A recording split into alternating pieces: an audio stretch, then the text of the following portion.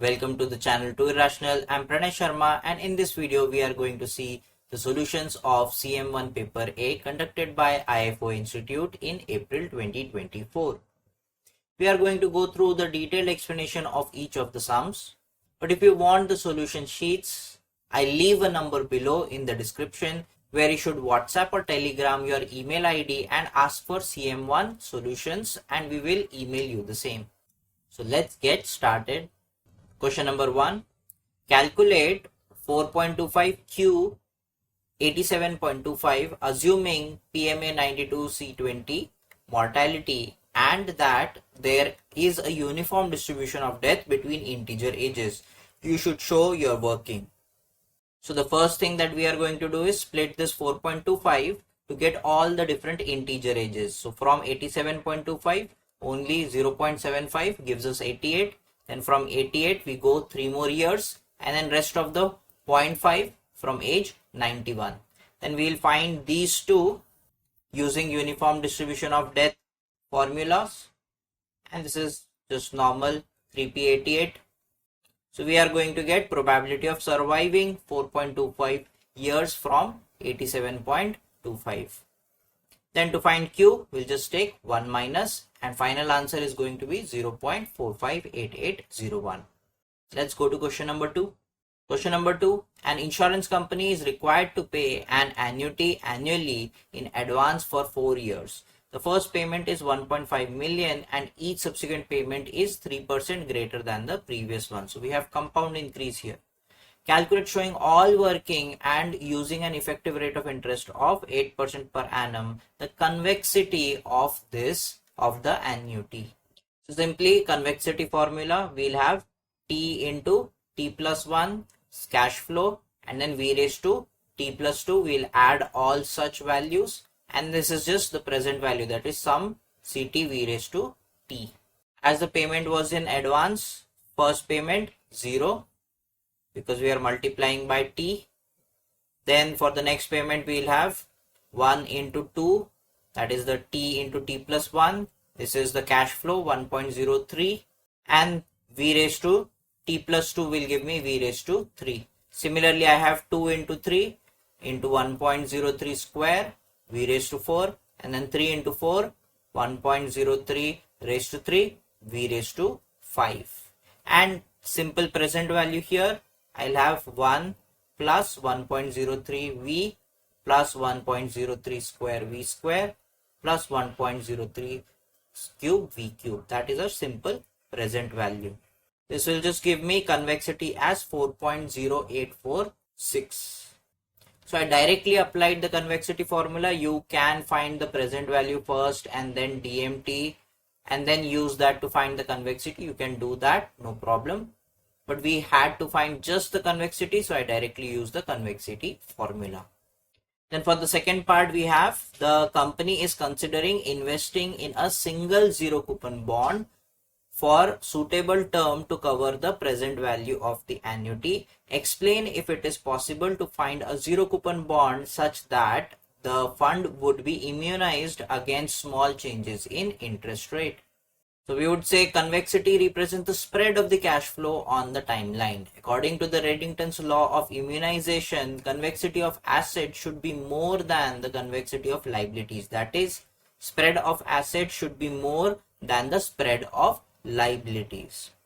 We can find a zero coupon bond with the same present value and the term, but the convexity of a single cash flow will be less than the convexity of liability with multiple cash flows. Hence, it will not be immunized by a single zero coupon bond.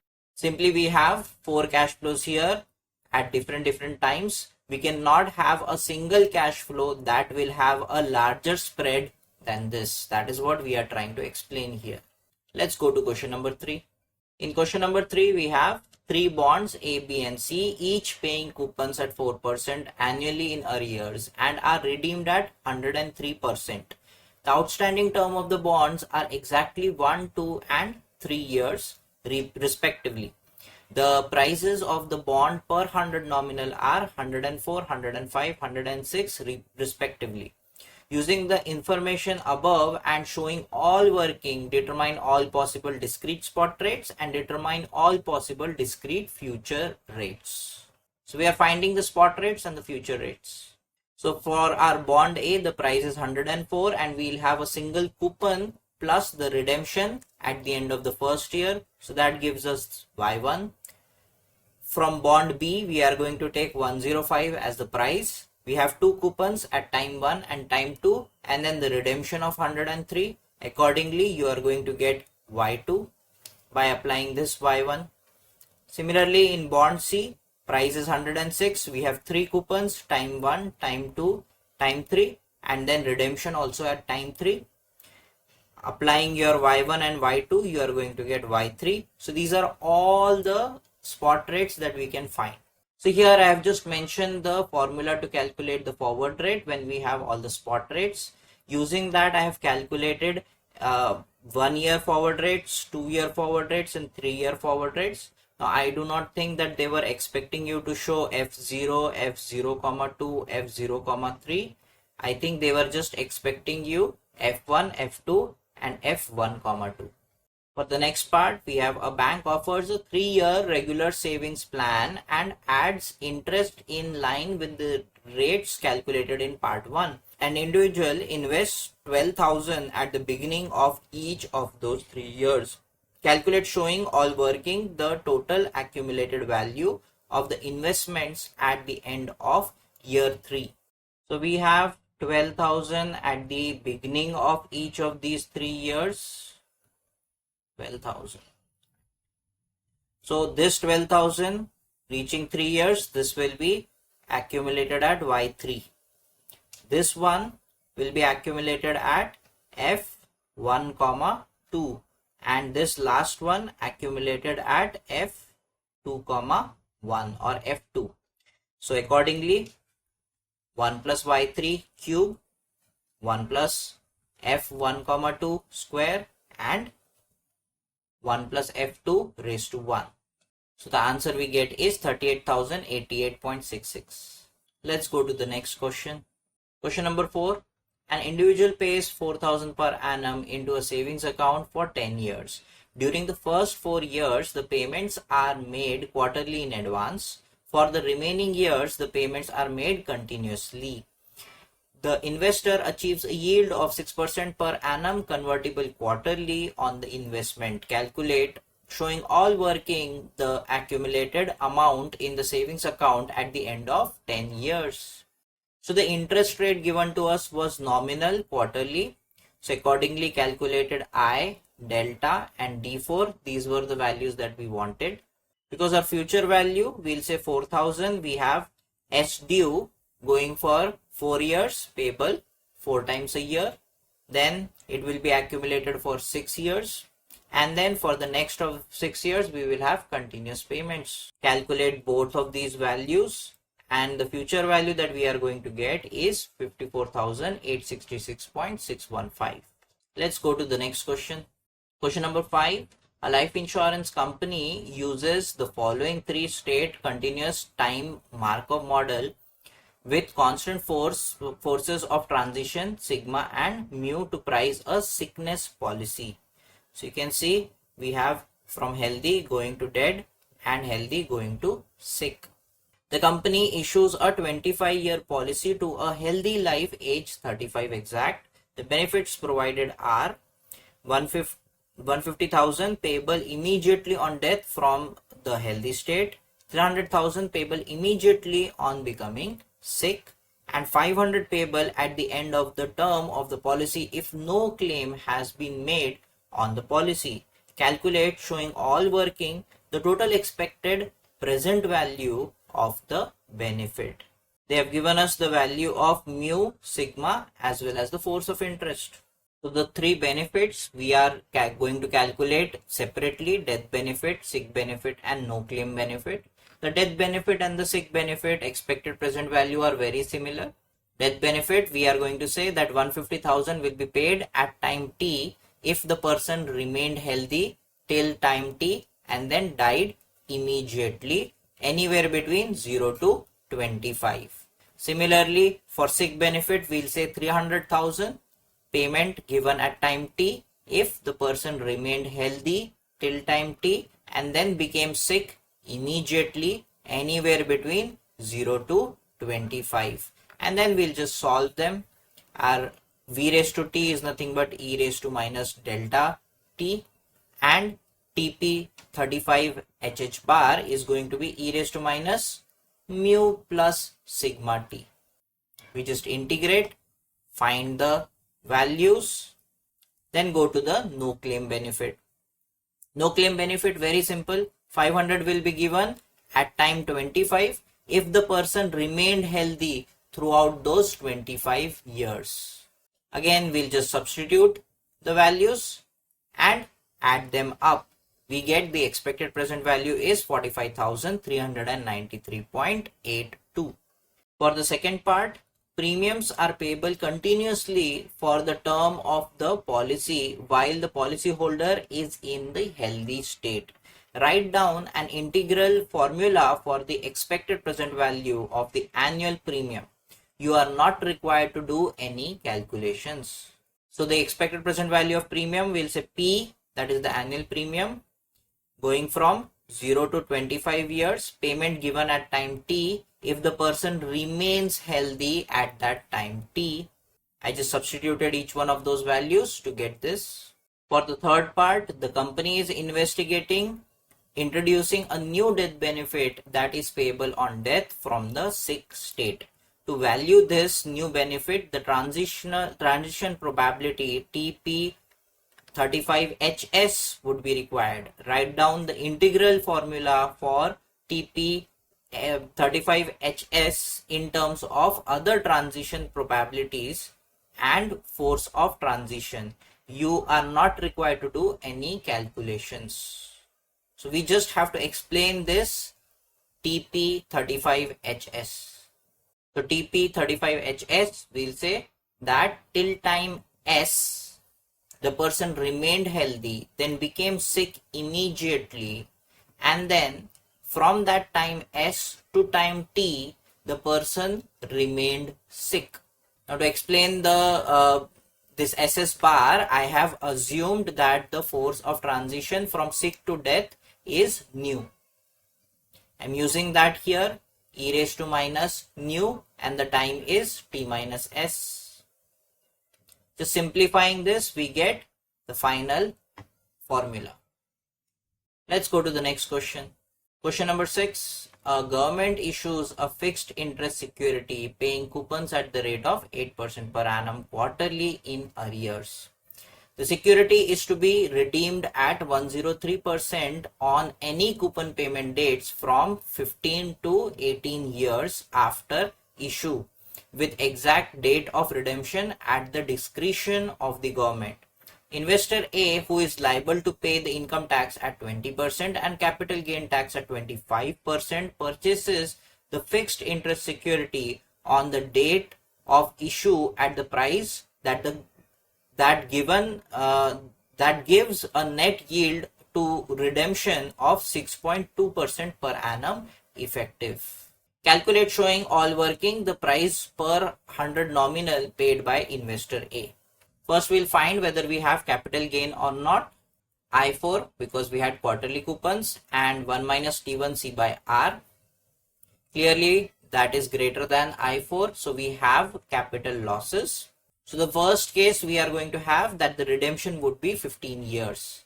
And because we have the capital loss, we don't have to take the capital gain tax. So the price formula, 1 minus T1 coupons payable for 15 years plus redemption v raised to 15. We get 104.543 per 100 nominal. For the second part, we have investor A sells the fixed interest security 5 years after purchase to investor B for 106.5 per 100 nominal. Calculate using linear interpolation and showing your working the net effective yield investor A earns on the total transition. Give your answer as a percentage rounded to 3 decimal places. So for the second part, the price was 104, but the redemption here would be the sale price, that is 106.5. So that means investor A had a capital gain in this case. So that is why we will have this capital gain and capital gain tax included here as well. We simplify the equation, then I use the calculator's table mode to figure out between what rate of interest I would get my I. And using interpolation, we get I is 6.523%. Let's go to the next question. Question number 7. Determine the missing entries A and B for the following multiple decrement table. It's very straightforward. A part is just going to be this AL51 minus AD51 for death and AD51 for withdrawal. That will give me this A. And for B, again we'll use the same thing. This, that is my AL55, should be equal to AL54 minus, this is AD54 for death and this is AD54 for withdrawal. Using both of these equations, we can find the A and B values. So using the same equations, you can see the first A value is 93,602 and B value is 136. For the second part, we have to calculate the following probability showing all working. So we have a life age 50 exact will not be in the population at the end of the 5th year. So to be in the population, we'll just have AL55 upon AL50, and not to be in the population, we'll just do 1 minus. So that becomes this 1 minus 5AP50 and the probability is 0.15094. B part, a life age 54 exact will remain in the population for at least 2 years. Basically AL56 by AL54, that is 0.94375. C, a life aged 55 exact will die during the next 3 years. So we are only worried about the decrement of death. So it's very simple. We'll take AD for death 55, 56, 57 and then divided by AL55 and we get 0.005223. Last one, a life aged 50 exact will withdraw between the ages 55 and 59. So withdraw between 55 and 59. So 1, 2, 3 and 4. These are the 4 values upon the starting age is 50. So AL 50. That is nothing but 5 deferred for AQ 50 withdrawal. That means would survive from age 50 to 55 and then within the next 4 years would leave the population by withdrawal. So the value that we get is 0.0515. Let's go to the next question. Question number 8. A pension scheme provides retirement benefit to a group of 200 pensioners currently aged 65 exact. The scheme pays an annual income of 19,000 annually in arrears if the pensioners is alive. A lump sum of 50,000 is paid at the end of the year of death. During the first year, 3 members died. Calculate showing all working the mortality profit or loss for the year. So first we are going to calculate the reserve that should be kept at the end of the first year. So the annuity is 19,000 and assurance is 50,000. Age is 66. We have annuity at the end of each year, so arrears, and assurance given at the end of the year of death. Just make sure you don't take ADU 66 value. It is going to be ADU 66 minus 1.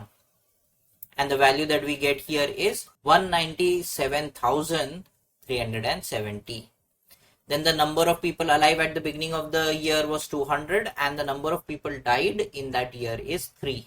Accordingly, we calculate our DSAR. DSAR is going to be S minus T plus 1 V plus R, where R would be any annuity or any survival benefit given at the end of the year. Here we have 19,000 as the annuity. So the DSAR is going to be negative 166,370. Accordingly, we calculate the expected death strain, that is the number of people that are alive into probability of death into the DSAR that we had calculated, and the actual death strain, that would be number of people died into DSAR, and our mortality profit is just expected death strain minus actual death strain. It comes out to be 25,188.418. The second part, explain why the mortality profit or loss has arisen. So because this was a combination of annuity as well as assurance, we'll explain that in terms of both individually first.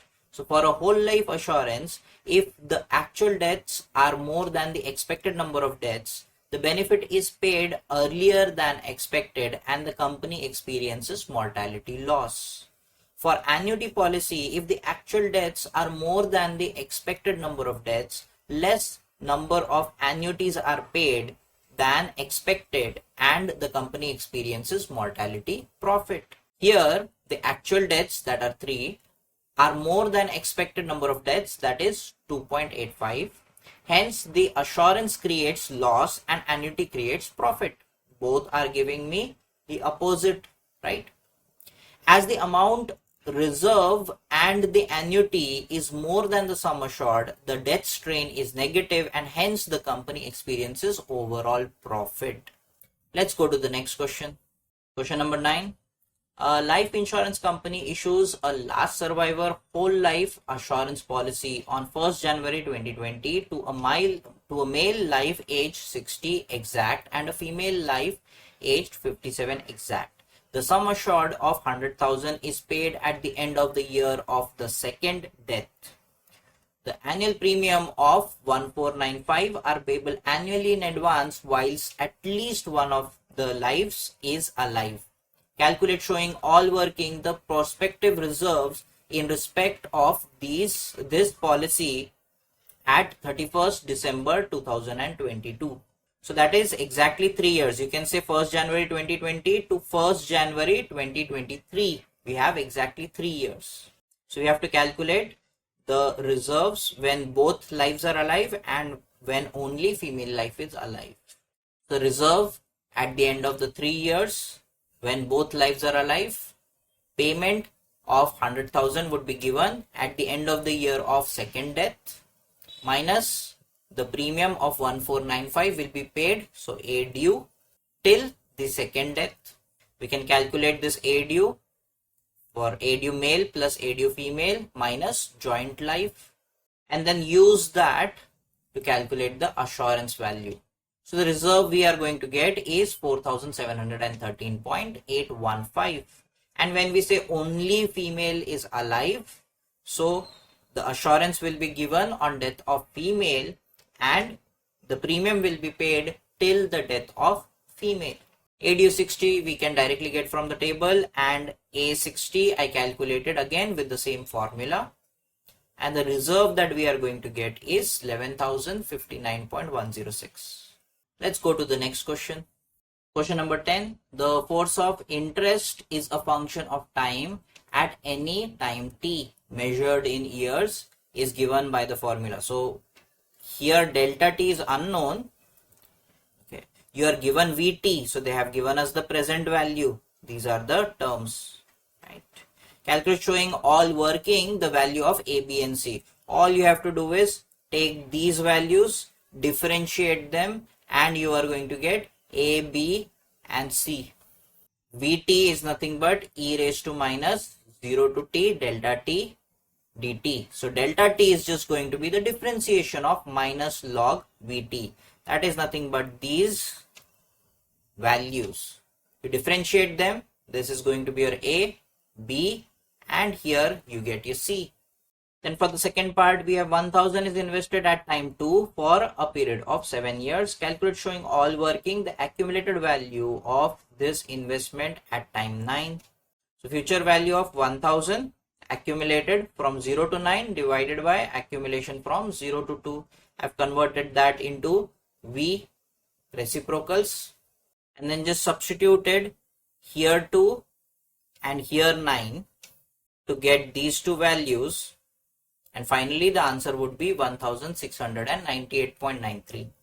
Third part, calculate showing all working the rate of interest earned on the investment in part 2.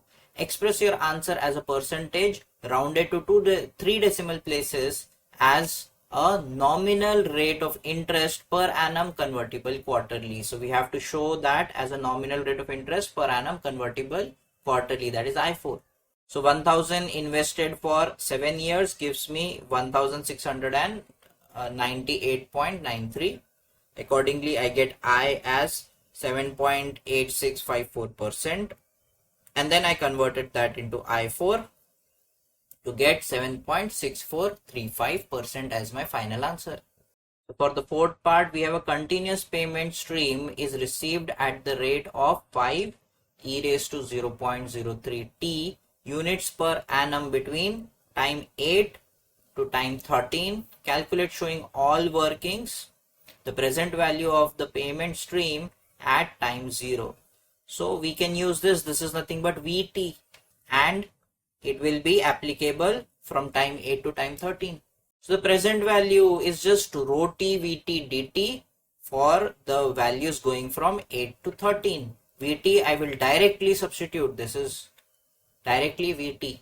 Just rearrange them, integrate it properly, substitute the values, and the present value we'll get is 16.598. Let's go to the next question.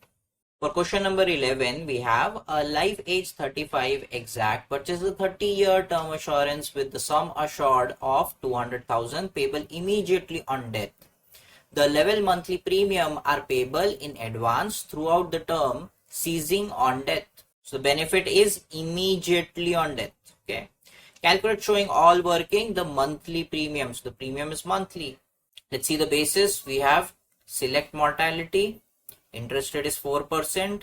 Initial expense, we have 120 plus 30% of the first monthly premium, and the renewal expense is 2% of the second and the subsequent monthly premium. So we have to only remove the first monthly premium when it comes to the renewal expense. So the expected present value of premium 12p, A due, select 3530, payable 12 times a year. So this 3530 we can take from the table directly, and because we had 4%, I had written D65 by D35 for V raised to 30, 30p, select 35. So you can either write with D or write this, both are fine.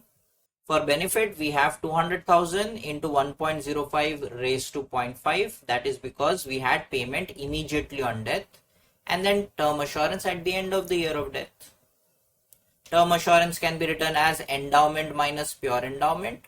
And for expenses, this was initial expense, and for renewal, we had 2% into all premiums except the first.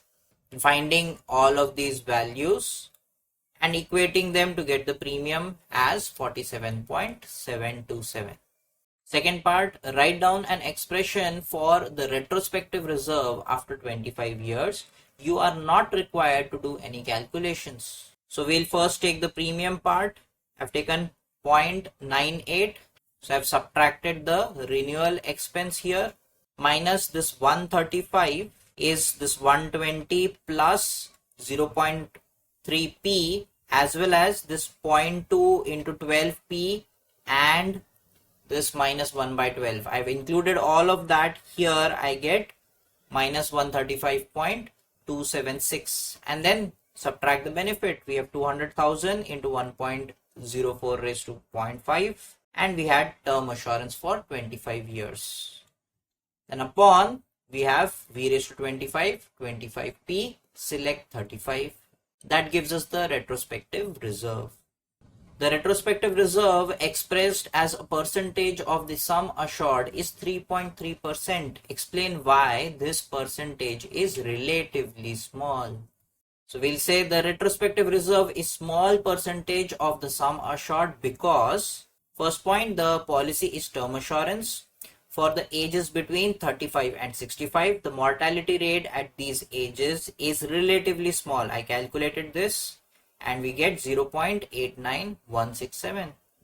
Hence, about 89% of the people buying the policy are expected to survive 30 years and would not receive any benefits. Then the second point, the reserve calculated is at time 25 years out of 30 years. The reserve is kept for the next 5 years of death benefit that will be substantially less than the sum assured, as again I have calculated how many people would die in those 5 years. That is about 5%. So only about 5% of the current policy holders are expected to die. Other than small complications here and there, most of the paper was very straightforward and I expect most of the students to do well in this examination. I'll make the solution for paper B in a few days and post that video too. To get that video, please like, share and subscribe, and I'll see you in the next one.